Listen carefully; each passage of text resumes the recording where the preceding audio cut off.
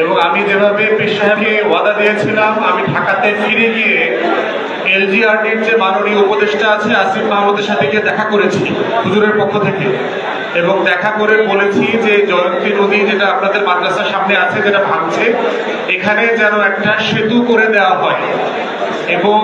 এবং এই সেতুটার নামটা পর্যন্ত বলে আসছি যে মরহুম দাদা হুজুর যে পীর সাহেব ছিলেন তার নামে যেন এই নামকরণ করা হয়, এবং এইটার ব্যাপারে নীতিগতভাবে উপদেষ্টা মহোদয় একমত হয়েছেন। এবং দ্বিতীয়ত উনি বলেছেন যে আমাকে একটা লিখিত আবেদন করে দিতে যে এখানে কি করতে হবে।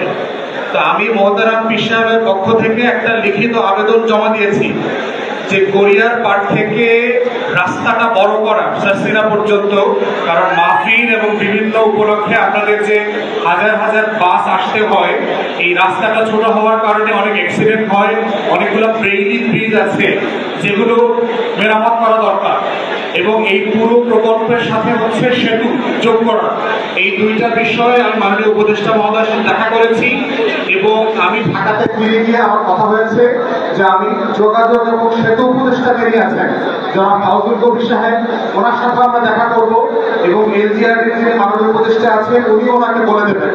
অতএব এখানে মরহুম দাদা হুজুর যিনি পীর সাহেব ছিলেন তার নামে জয়ন্তী নদীর উপরে যে সেতুটা হবার আপনাদের একটা প্রাণের দাবি আছে, এটা নিয়ে আমি ইতিমধ্যে কাজ করছি আমার সাধ্য মোতাবেক, এবং ঢাকাতেও গণমাধ্যমে, প্রেসে, টেলিভিশনে এটা নিয়ে জনমত তৈরি করবার জন্য আমার তরফ থেকে যতটুকু করবার সুযোগ আছে আমি করছি এবং করে যাবো ইনশাআল্লাহ। অলরেডি করছেন। এবং আজকে এই পর্যন্তই আপনাদের কাছে দোয়া চাচ্ছি যে এই ভালো কাজটা যেন আল্লাহ তাআলা আপনাদের দোয়ায় আমাদেরকে দিয়ে করানোর সুযোগ দেন।